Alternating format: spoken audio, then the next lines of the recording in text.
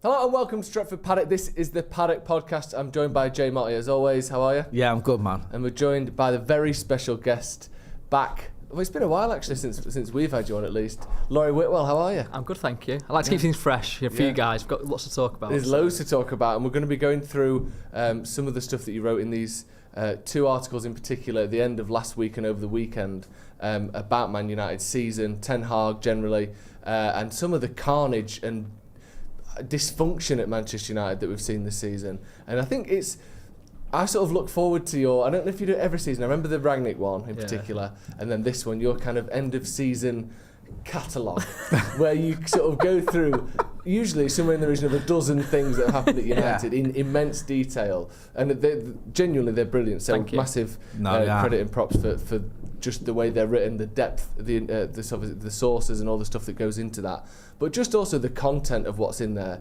this season in particular, to me is quite striking and massively important to sort of go over as a United fans and as a United fan channel. So obviously we'll get into all that, a little bit of transfers as well later on.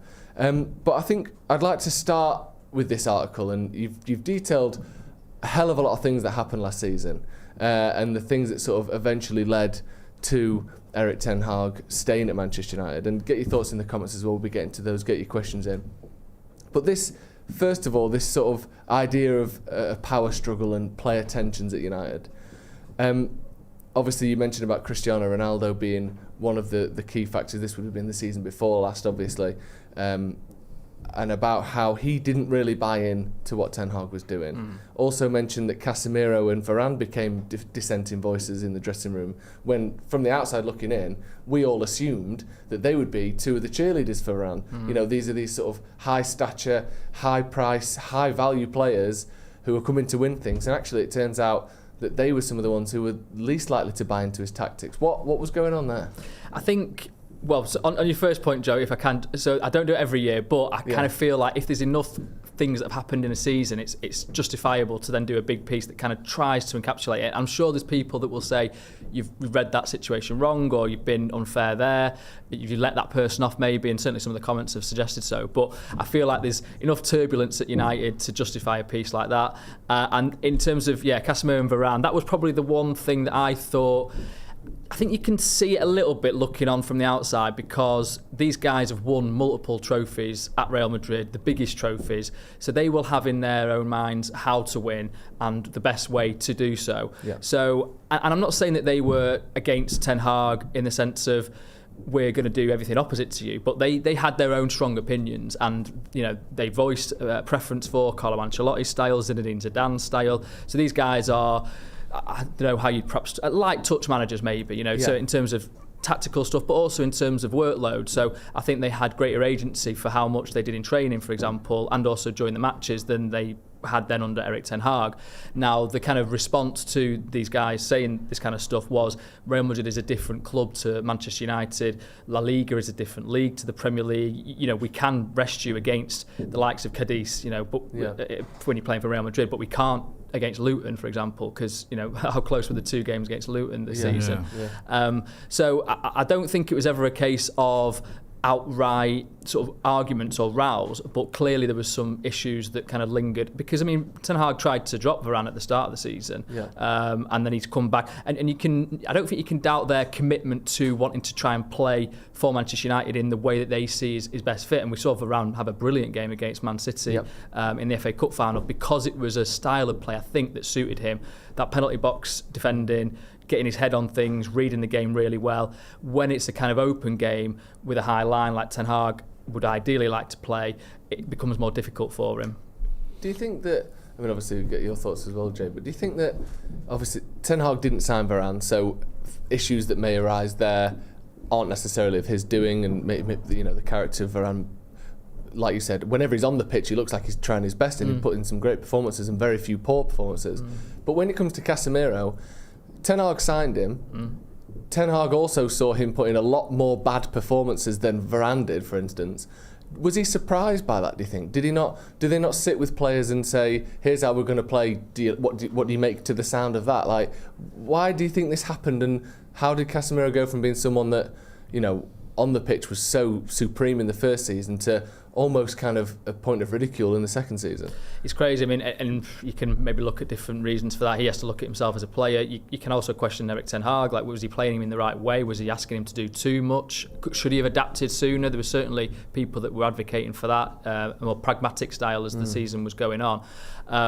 But I think sort of with Casemiro, they signed him after losing 2 games in Ten Hag's first season. There was panic at Carrington. He chased Frenkie de Jong all summer. He was his player, and he still talks about him now, I think, in terms of could they have actually got him at the very start of that summer. People that say that understand Barcelona and Frenkie de Jong say he always wanted to stay there, but whatever, that was sort of the big starting point, and so he was looking for a midfielder like that, and Casemiro isn't the same style, but he was available. They knew he was available from the start of the summer, or at least they'd been given indication that he might leave Real Madrid that year. They did look at Declan Rice that summer as well, but West Ham were very strong against selling him that summer, and Ten Hag, I think, again, would have liked to have Rice in the building, even the summer just gone as well. And ultimately, Casemiro was the one that they could do. It was a transfer fee that was not insignificant, 60-70 million pounds. Clearly, wages were also going to put him at the top end of what United could earn. They looked at it long and hard because they were like, this is going to really push us for financial fair play. But then he comes in and he does lift the place. He's, in terms of the quality that he brings, the kind of professionalism, the diligence that he has, the understanding of the game. He's been brilliant with Kobbie Mainoo, for example, I think, in terms of bringing him along. But he's not that kind of player that Ten Hag wanted as a number 6 to pick the ball off the back line and kind of drive forward with it. So there's always been that slight disconnect. And back to your point, in terms of the discussions, they were quite quick, weren't they? I mean, I think Casemiro got his agent, or I can't remember exactly who it was, but he said after the Brentford game, tell them I'll fix this, to John Murtagh, the football director, and he did fix it, largely last season. Scored a great goal in the Carabao Cup final, but he was never, I don't think, a prototyped Erik Ten Hag player. No, it's a shame with Casemiro, because like you were saying, when he came in, and I think it actually took him a little while to get going, but once he got going, especially that Carabao Cup final, not just the goal, but his performance in general, you thought he was just a player that everyone sort of loved. Seemed like it. Do you know what I mean? Yeah. And then this season, you look at the problems we've had at United, obviously missing Lisandro Martinez, missing Luke Shaw, Marcus going off the ball, but Casemiro not being that player has been a massive hindrance. I think as well, I touched on this in the piece, I think he felt that him coming in was like going to be the start of big names coming in, Manchester United meaning business. So Harry Kane would have been another addition to that to then go and challenge for the title. They got 75 points the season in Ten Hag's first season. That was more than Ole Gunnar Solskjaer got when he finished second. So I think Casemiro will have felt, I've done my bit here. I've really, pushed the boat out and performed well to get us into the Champions League places and sort of pushing almost for a title race at one point. Look, maybe we got a bit excited, but it wasn't. It was kind of close with Arsenal and City up until a point, and then he will feel, I think, we needed to then go and get a big player that could actually elevate us again. Is that a bit of a recurring theme then? Because Bruno Fernandes, there were reports at the end of the season that he was wanting some similar discussions with the ownership and the board, and it seems like they've been settled and it looks like he's going to stay from everything that we've read. But we've seen this in the past with, I think, Paul Pogba. There were rumours he had a similar thing of like, you've spent a load on me, where's everyone else? Like, we're meant to be getting this big team together. Do you think that sort of, maybe not broken promises, because I don't know to what extent things were promised, but do you think that the erratic nature of United in the transfer window, where we go, here's our new model, here's what we're going to do, we're going to get this type of player, actually that didn't work, let's get this type of player. Do you think that pisses off or frustrates players like Casemiro who are coming in toward the end of their career? He ain't got 6 years to wait for a rebuild. Is that something that is, maybe frustrating more than one player in the squad? I think so, because particularly if you play for Manchester United, you're going to have a bit of an ego, right? And I think, particularly if you've won all the stuff that he's won in the past, a huge figure for Brazil as well, let's not forget. And maybe he's been bruised by the fact that he's kind of come out of the Brazil squad, for Copa America.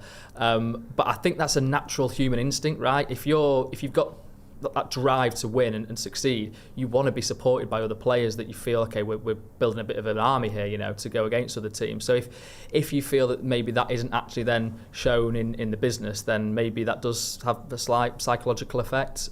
Clearly, we'd all, as Manchester United fans, want players to go beyond that and push through it. But I mean, we saw it with Wayne Rooney, didn't we, back in the day, where he was sort of saying, actually, these players are really good enough for us to challenge the title. So it's a recurring theme, and I think you'd want players to be like that ultimately. It's just that you'd want them to channel it in the right way in the training ground.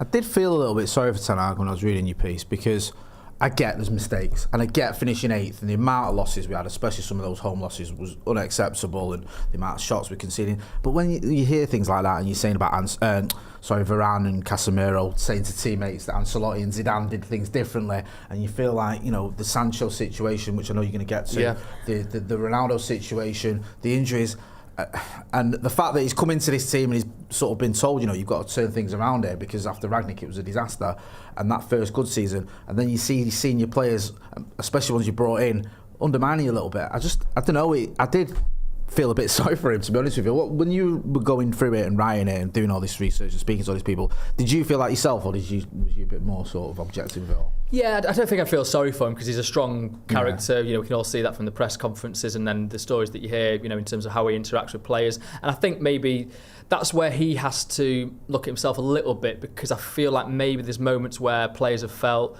he's been too hard there, and could he have shown sort of more diplomacy in certain aspects. But then again, I think he will say, well, I inherited, as he has done, a mess. And the result that occurred because there was too much leniency given to players, and I need to be the one that is authoritative and laying down the law, both on the pitch in terms of the tactics that we have, but also in terms of how you behave around the place as well, and being a top professional. And so, is there a halfway house? I mean, the stuff that I go into in the piece, you know, you've got Mitchell van der Gaag, who is kind of similar mindset to Ten Hag. So, is that too much for players, where they perhaps need a bit of light in the sort of shade, or also you've got the executive level, and did Ten Hag feel that he had to lean into the stubborn side of his personality because he didn't feel that the discipline was going to come from the likes of John Mertz or whoever else? And then within that, you've got the kind of turbulence of INEOS coming in and taking over, and those gaps there that start to appear. And you know, so I think I sort of maybe felt a little bit sorry towards the end of the season, in the sense that, and I don't know how much this went on, but there was certainly a change after the Crystal Palace game, where it felt like the INEOS were thinking, we're going to make a change here at the end of the season. And was he fully connected to their way of thinking? And there's certain meetings that I think happened without him being a part of it. So that's where I felt like there was some communication could have been stronger there. And we've seen him on Dutch TV sort of last night saying that, okay, we still need to build these bridges a little bit. Yeah, I want to talk a bit about that interview last night, or say the interview. He was doing punditry, wasn't he, for the England game, in a little bit. But just a couple things you mentioned there. One was Mitchell van der Gaag. And you say in the piece there that Ten Hag is tactically very respected, but there's little room for manoeuvre in his vision. Van der Gaag had a similar personality, and some players saw him and Ten Hag as bad cop, which is very good. But yeah, you go on to say there were conversations around Ten Hag getting a new number 2 in the summer to lift the mood at Carrington. Is that still something that is possible? I know that you say here as well that Ten Hag was against that. Is that something that INEOS could do anyway? Or do you think maybe this idea of a sort of Wilcox, Ashworth, head of recruitment that may be coming in as well, do you think they could sort of shore up that sort of through line? So like you said, so maybe Ten Hag can be a bit more personable, because he's certainly got that side to him. Yeah. You just don't see it very often. Maybe, like you said, he thinks that I've got to be big and tough, because between me and the ownership is Richard Arnold and John Murtagh, who don't have much football experience. Do you think that could help him? Yeah, I think so, because you've got Dan Ashworth there, who has that long-standing pedigree for me of building clubs and understanding the realities of football and having those kind of conversations with players that are necessary, and setting a kind of culture. Jason Wilcox has obviously done that at Man City in the academy, yes, but I think he's going to flourish at Manchester United. I think he's ready to sort of step into that role. But yeah, and Dave Brailsford, certainly he's come from that kind of background, and he certainly has been at Carrington a lot. I think he's shown that energy that you need from an ownership structure, and so hopefully that can. And that's, I think, why ultimately they did stick with Ten Hag. I know there was talks with Thomas Tuchel and the financials, and we can perhaps debate, was it him saying no, or was it them actually going another way? We'll perhaps never know the full story until, I don't know, maybe Thomas Tuchel speaks publicly. But the idea that I think they came back to Ten Hag being the best bet for now is because he hasn't been supported in the way that you perhaps would really like a manager to be supported. And I do wonder if then he changes his approach a little bit. And in terms of the number 2, I don't think he's Ten Hag is, as we saw again last night, he's not sort of been bruised by this encounter where he's sort of gone back in on himself. I think he'll kind of still be a strong character. But it is up to him then, his coaching staff. Yeah, I feel like he's that sort of guy who likes detail and stats and planning and, thought out decisions. So I bet part of him will also be thinking, why did you have to interview them lot? We'll also be thinking, I kind of respect the sort of the detail-oriented nature of the discussion. I do kind of get that. What are people saying in the chat? Comments? I'm sure there's loads of questions for Laurie as well. Yeah, we've got a few comments. Jed's Dead Baby says a lot of stuff goes back a year or two. Obviously, the Ronaldo stuff that we mentioned before. Were you sitting on it for that long, or were you only told this stuff recently? I mean, you don't have to share anything you don't want to. No, I don't mind. No, I don't mind talking about my work because it's I've got an ego, haven't I? So I'll tell you what I'm thinking. But no, I mean, a lot of it was kind of already reported, to be fair. The Ronaldo, Sancho stuff. I suppose just putting it in one place in a kind of narrative just reminded people that, okay, this is... You can't. It's not in isolation. This stuff is happening. There's a kind of wider context to it all. And a couple of little nuggets. I kind of found out a bit more detail. That then I thought, okay, well, in this piece, that's the right place to put it to kind of hopefully tell the story. But I do these kind of things. I never had this idea that I'm going to do a piece at the end of the season. I just think. For example, there's a little line from pre-season tour when we were in the MetLife Stadium shortly before I saw Avram Glazer walk past, and Ten Hag came past, and he was jovial, as you said, he's personable in that situation. And I sort of said to him, when do you want a striker in? And he sort of smiled and goes, last year.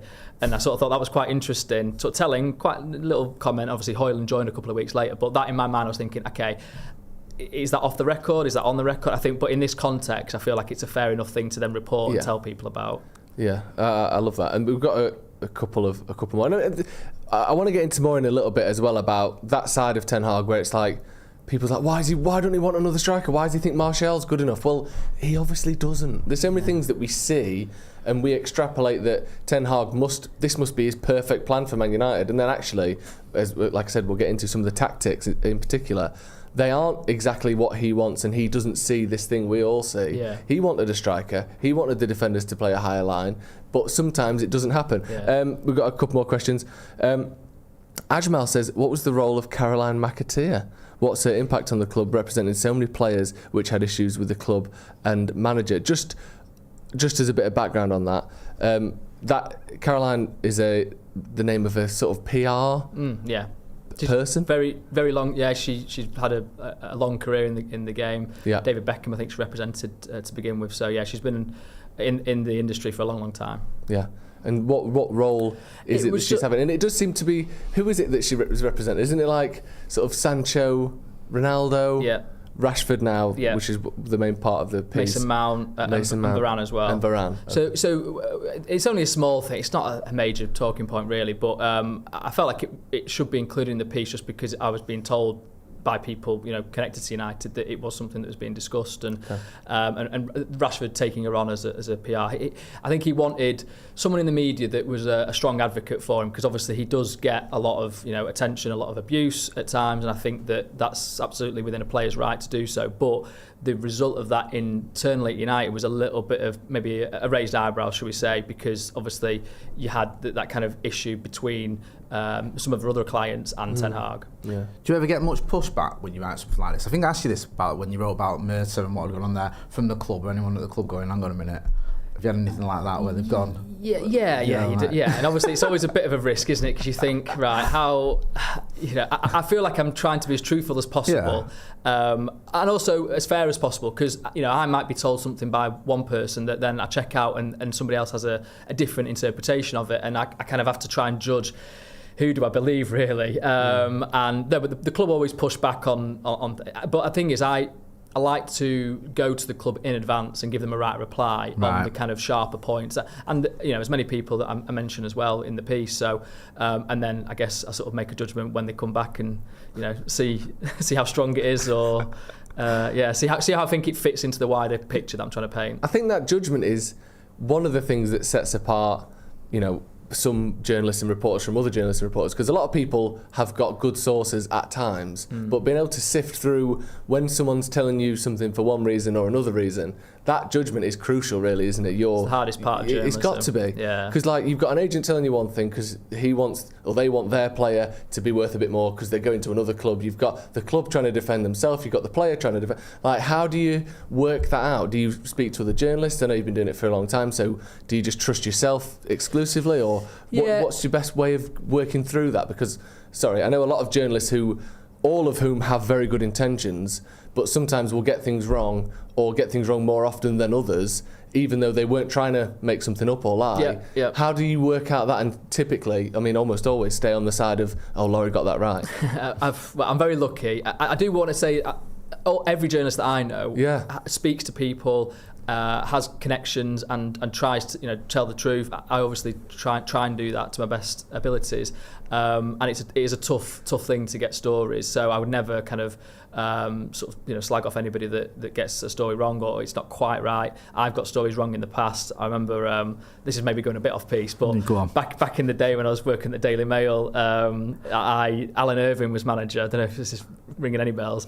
And I'd spoken to someone on the day around Christmas, and he told me, he's staying as manager, no problem. And so I did like a little piece in the paper. I just read it totally wrong, and this guy that was telling me wasn't in the loop on things, and basically then other papers did. He's getting sacked.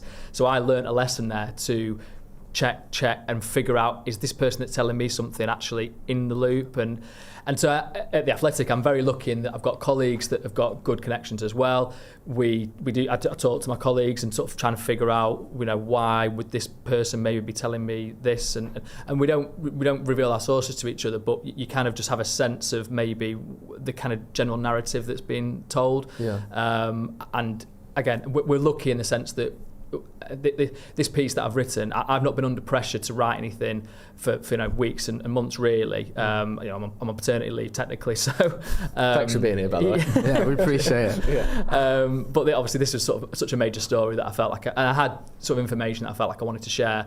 So I feel also very blessed that we don't have an editor breathing down my neck saying, right, you need to write 5 pieces today, and so we've got a bit more space to make sure that we are as correct as possible. Yeah, because we've seen a few journalists, especially with the stuff that's gone on recently, who've been burned, haven't they, where they've gone like, it's gone quite hard on the one story, and maybe there was some truth to it or whatever, but when it doesn't happen, then people go, oh, you've made it up, and therefore everything you've ever said is false. I mean, you talk about Jacob Steinberg, aren't you? And he's a friend. He's a friend of mine. And I didn't want to keep naming because I feel I'm a bit wary of.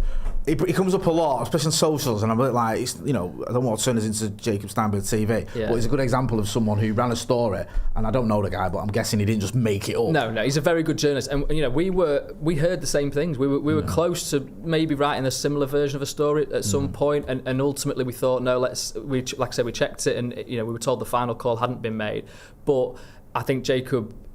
You could argue that the call had been made really because they then went and started looking at other managers. It's just that they didn't find the manager that they wanted, and then they tried to change their minds. The FA Cup final happened, and then they didn't realise the full repercussions of actually winning a derby against Man City in such a kind of comprehensive way.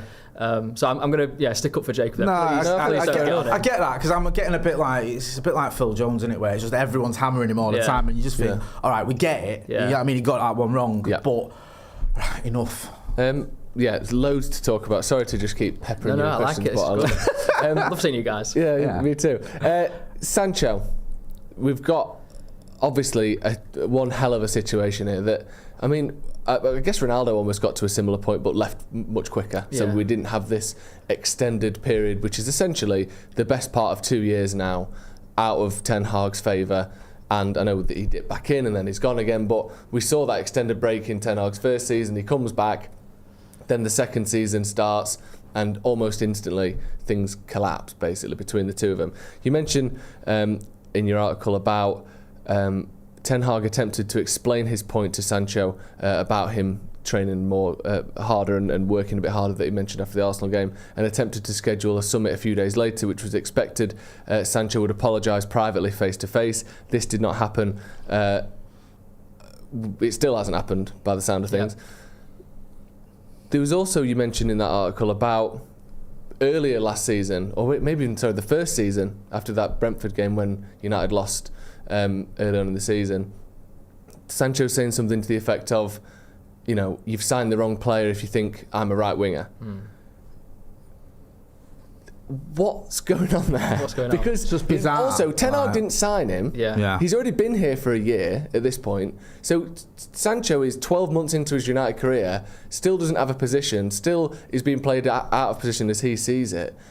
Did that really damage his relationship with Ten Hag? Because it seems as though, whether it's that or just the general makeup of their two personalities, it's never worked between them, has it? Yeah, I think that the positional thing, you can overcome that in a way. That's him. I mean, Ole Gunnar Solskjaer has hinted at this, hasn't he? I mean, he did the interview with Andy Mitten on The Athletic, and he basically said, I think he said he prefers to play on the left or something like that, which maybe was a euphemism. I don't know. I've not asked Andy whether he got any more sort of gossip off the record. But certainly that seems to be a common theme at United, that Sancho would have preferred to be on the left, but then obviously you've got Rashford there, and then perhaps more recently Garnacho, who had actually gone on the right and done well.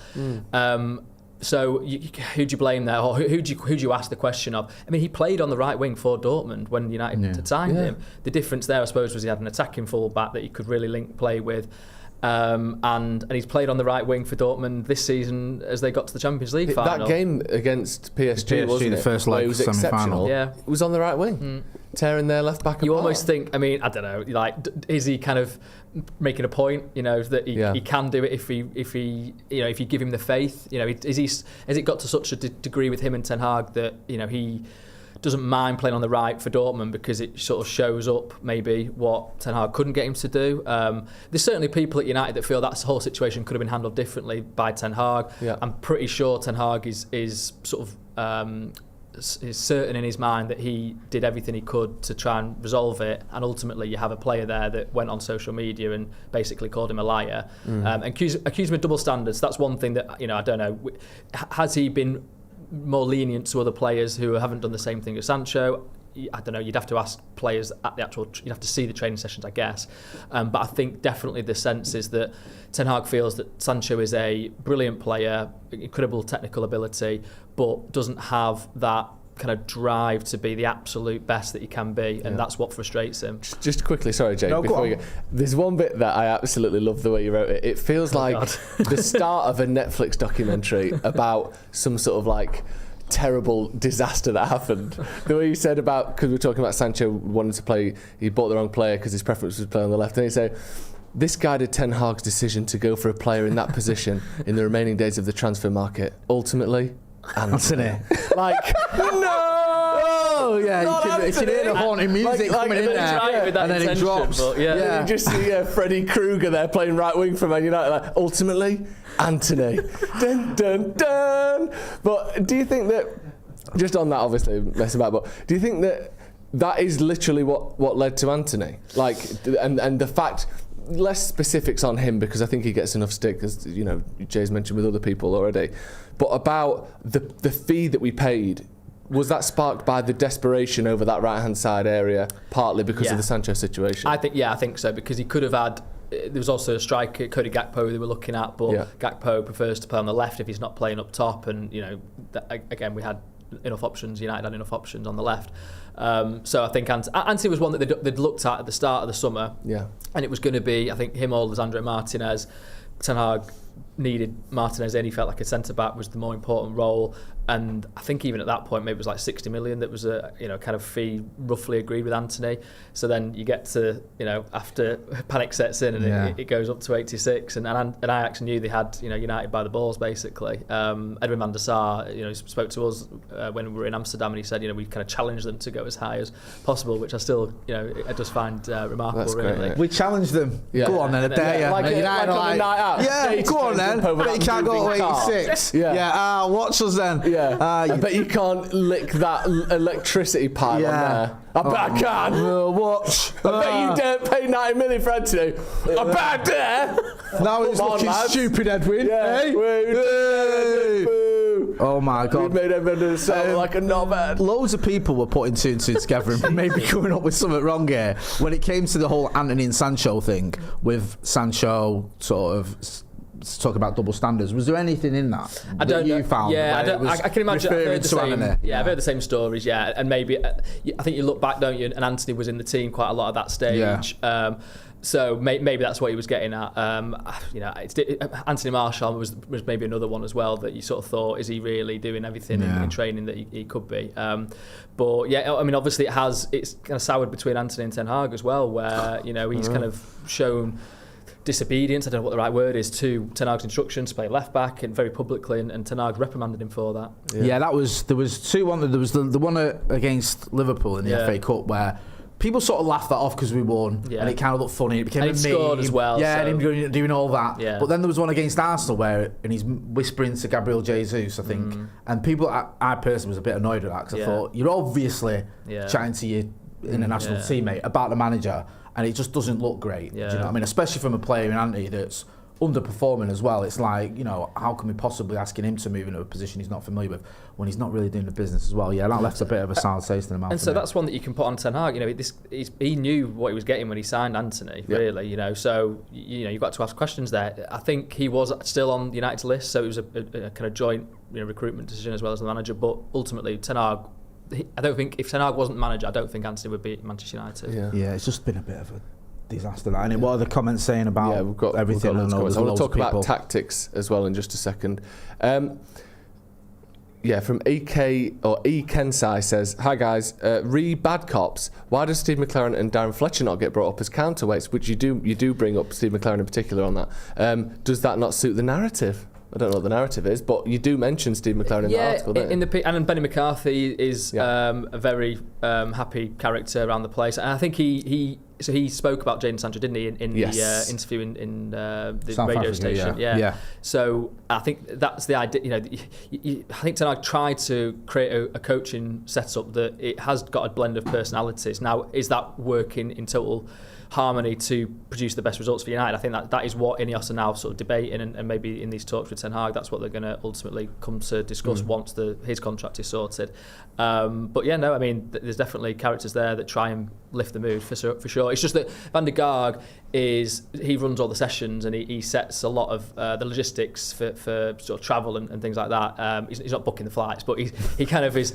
He's trying to map out how United are as a club. So he's perhaps the more prominent than McLaren would be, and certainly I think McLaren and Fletcher as well. I think they've kind of come more into the picture as the season's gone on, partly because Eric Ramsey's gone off to Minnesota. Yeah. But I think that's why I mean that you've got these two guys at the top of the tree that maybe are quite similar personalities. Yeah. It's always interesting, isn't it? Because people always look to the coaches when things are going a bit wrong. Yeah. I remember when it was Kieran McKenna. He don't know what he's doing. What's he doing? I think we've got some fingers pointed at us for that as well, since he's obviously done brilliant at Ipswich. But no one really knows unless you're speaking to players or whatever. But it's just a lot of it's just guesswork. And you think it's like with Marcus when he was banging in goals, people going, "Oh, Benny McCarthy's the reason for that." And then when he stops, it's like, "Well, is it still Benny McCarthy's fault that Marcus Rashford stopped scoring goals?" It's like he's told him to stop scoring. Guesswork, innit? To be fair, I know obviously you do your own work on it. But yeah, what were you going to say? Yeah, I wonder if with McCarthy leaving now and like is that definite? Oh, I don't know. I thought that had happened. I'll double check that. I don't think that's certain yet. Okay, sorry. Well, certainly Eric Ramsey going. Yeah. I wonder if there is a gap in there for,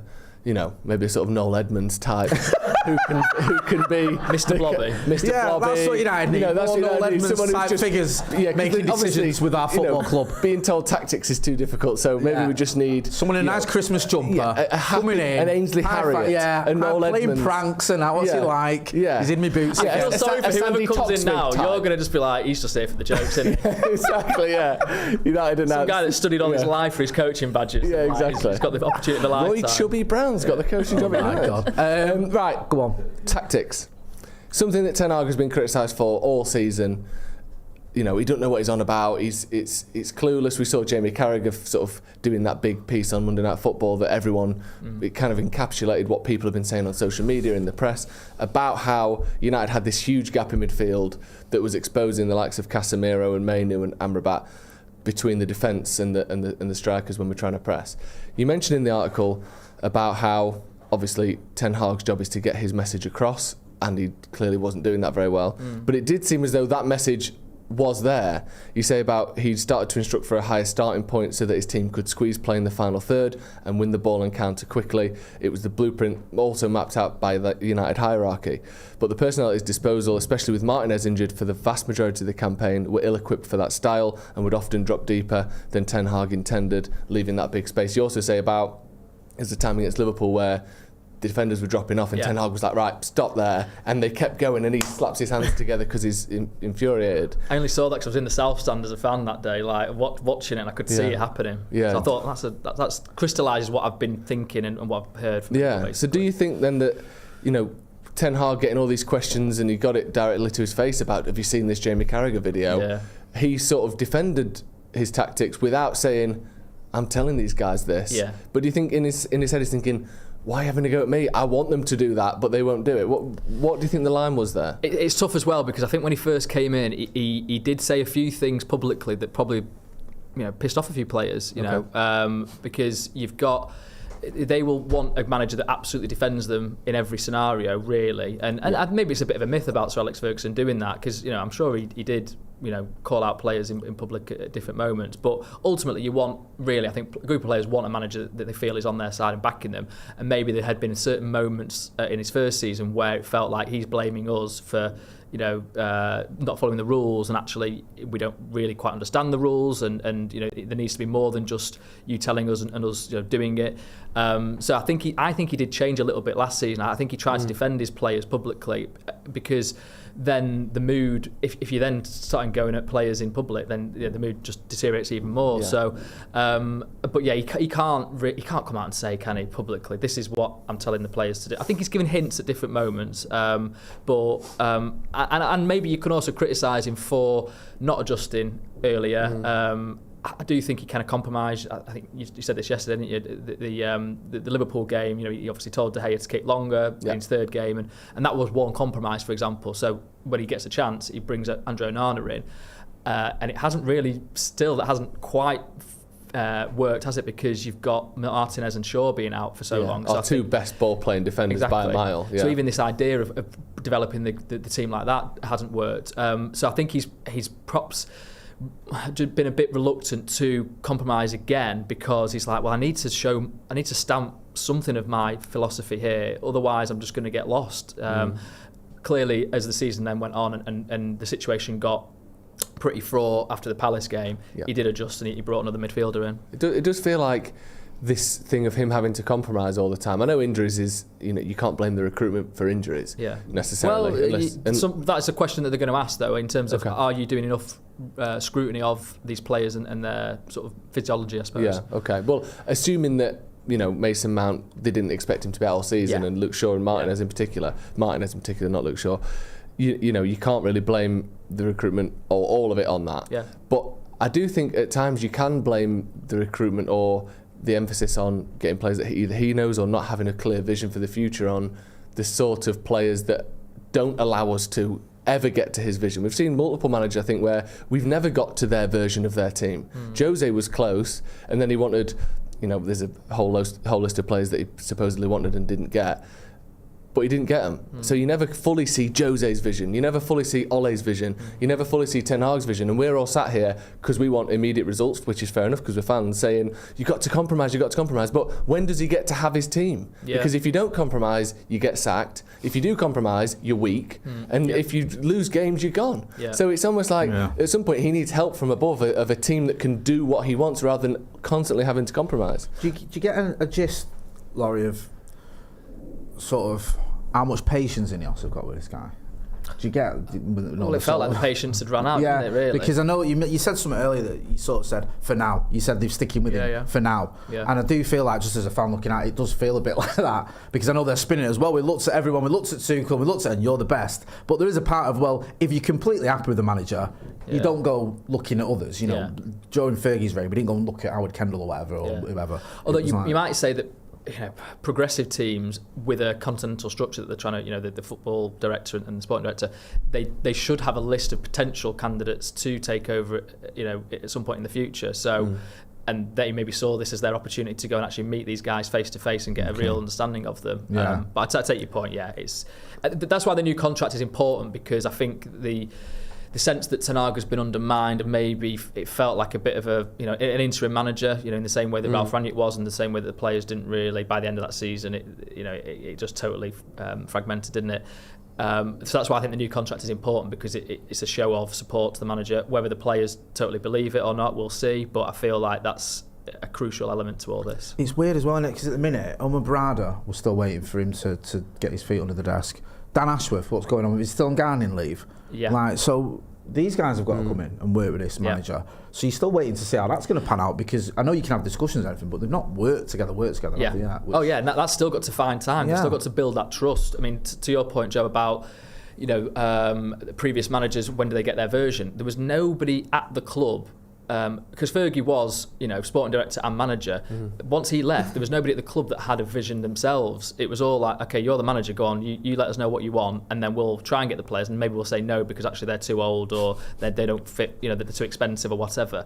So the idea is that you've now got, once it's all in place, synergy between the sporting executive and the manager, and that's something, again, to be resolved, how that all works out in practice in terms of the recruitment, but at least that is therefore a kind of consistent message that's coming through, and hopefully you don't get this sort of bounce between styles and sort of this erratic recruitment policy. Yeah, we've got a few super chats. One from Wayne Davies, who says, have INEOS got any plans for the women's team?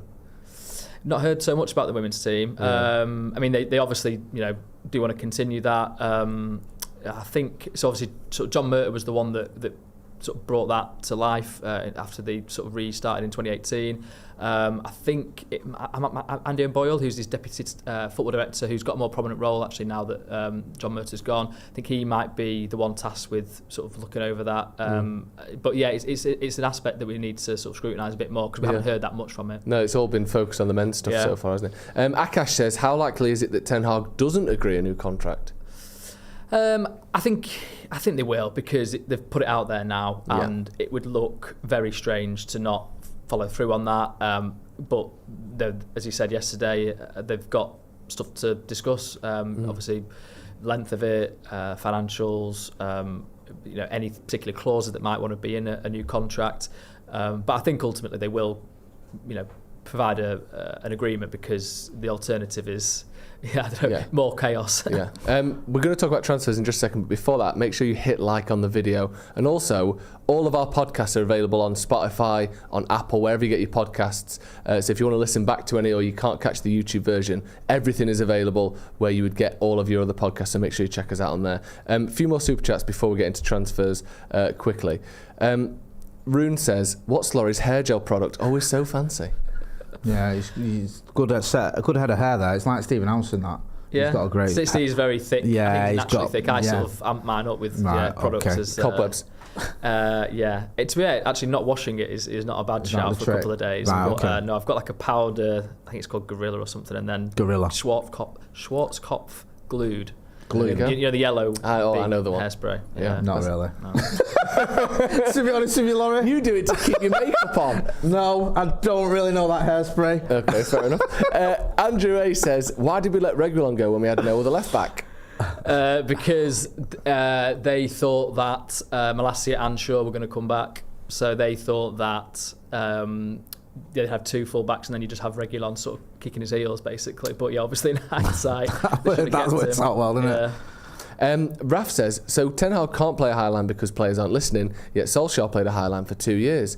We had the 16th lowest line in 2023 when Varane and Martinez were fit. Excuses. This is Ten Hag's intent. Interesting. Okay. Well, we'll have to wait and see. That's food for thought, then, isn't it? Yeah, it is. It's worth looking out for. Look into that. Abhinav Verma says, Laurie, who are the people in INEOS pushing Southgate, or was that to extract the moles?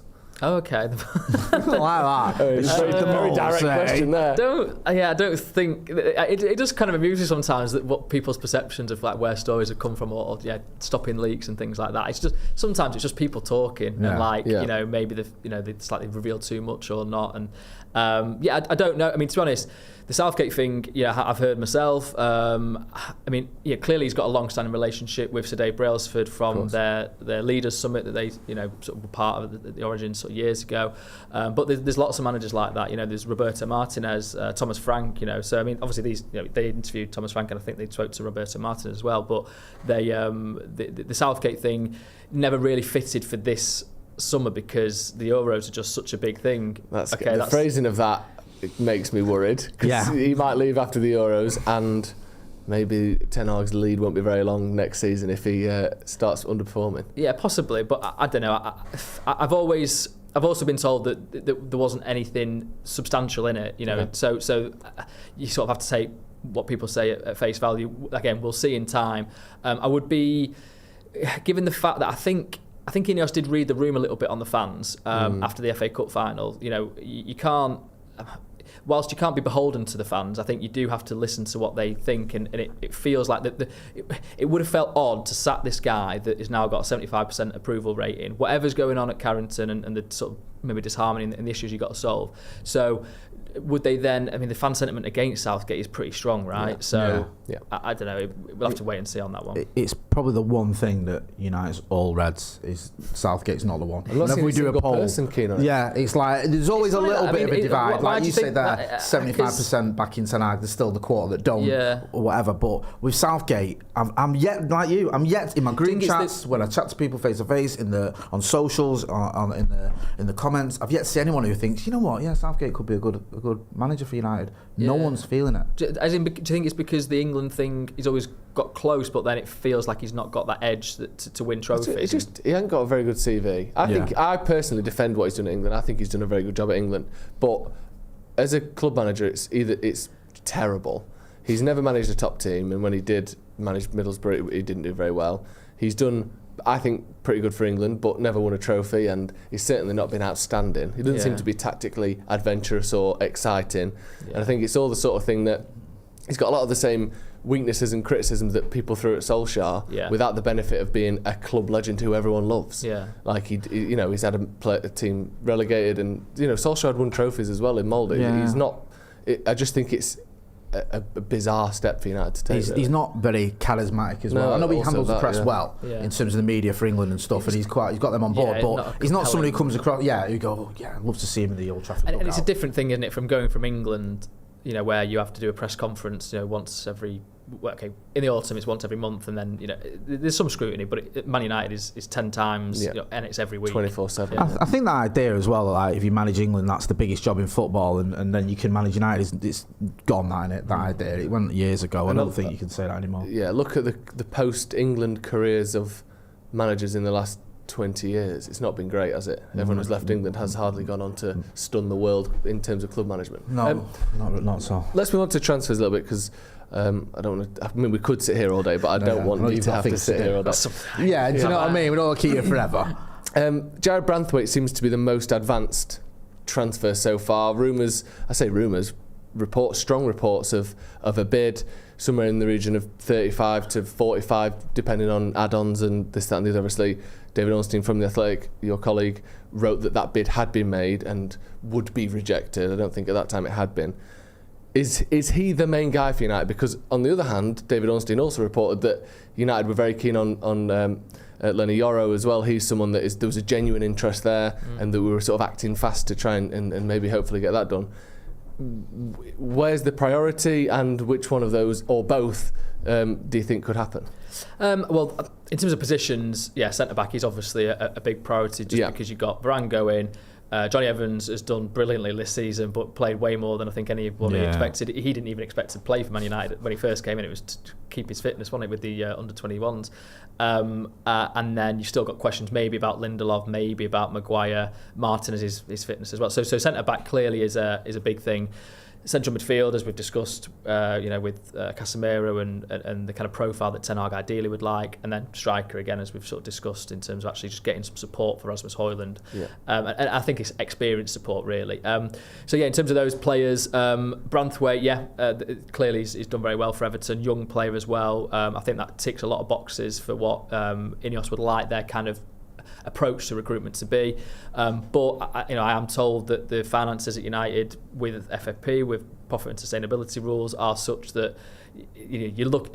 I got told that agents were being informed about £50 million net spend. Okay. Now it might be more. I think now with the Europa League, I think that's definitely helped having European competition for the revenues. But and then sales as well.